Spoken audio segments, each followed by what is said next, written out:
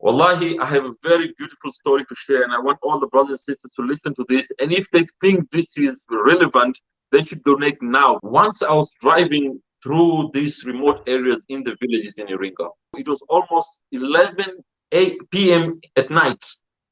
It was freezing 14 degrees Celsius. Dark. I tried to switch off the headlamps, and I couldn't see an insect on the road. That's how dark it was. And then when I switched on the headlights again, I saw this lady walking barefoot with something holding on her back. And then I had to stop. I was risking to stop because it is in the middle of the night, and one of my colleagues was sitting on the left, said, Taj, why are you stopping?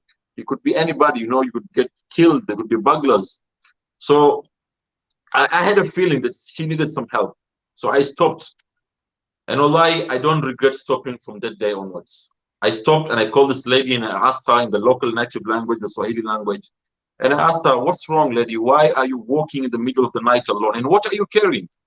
So this lady walks closer to the car and tells me, my brother, I just come from my place of work. I'm a farmer, a peasant farmer. And I don't have a farm, but I work for someone and they pay me money.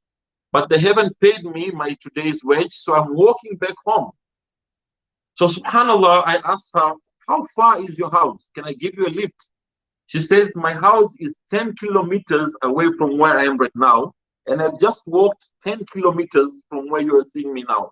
So literally, she walks 20 kilometers from her house to where she needs to go and work as a paid labor. And they haven't paid her for some reasons.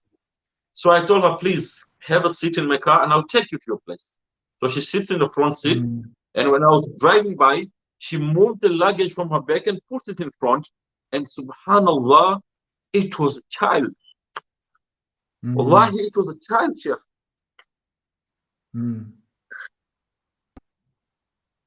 It was a baby. In the cold, it was dark. She was walking barefoot. She had no money from the day labor. And she was going 20 kilometers back home. And I asked her, why are you doing this? And one thing extra, she was handicapped. She was only using one hand on the left-hand side. Her right hand was twisted. So I was like, how are you farming with the left hand, with the child on your back, and you're walking back home? And she said, not only am I walking back home, I have other children that are twins, that are 4 years old. They're waiting for me, and I don't have even porridge for them. And I was shocked. I stopped the car and my legs were freezing, my hands couldn't move, and I was like, what am I doing? And then I had to ask her, like, what's your name? Where are you going? And she was confused. She was just crying and crying and crying. So I walked her all the way, drove her all the way to her house. And then I told her, listen, lady, I don't know you, you don't know me, but by Allah, Allah has taught me to meet you. I want you to come to so-and-so place. I gave her a little donation for her family. She came the next day. SubhanAllah, when she came to the camp where we were, we gave her the go-up methodology. We gave Dawah, we conveyed the call. And she said, no, I will not embrace Islam alone. These words are so immense and they're so touched my heart. I have to come with my friends. And apparently, something very bad what happened to her as well. Her house money left her when she was 6 months pregnant with this child. She left and abandoned her and left her with 2 other twins. She went back, she brought her friends, and wallahi, 4 people embraced Islam. And now in her village, we have 20 people who have embraced Islam.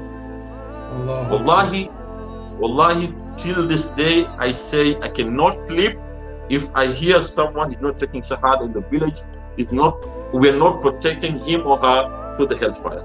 Wallahi, I would like to urge every brother and sister who are watching this live appeal to donate for this noble cause, because they will get the share of the reward exactly like this lady who embraced Islam through us meeting her in the village.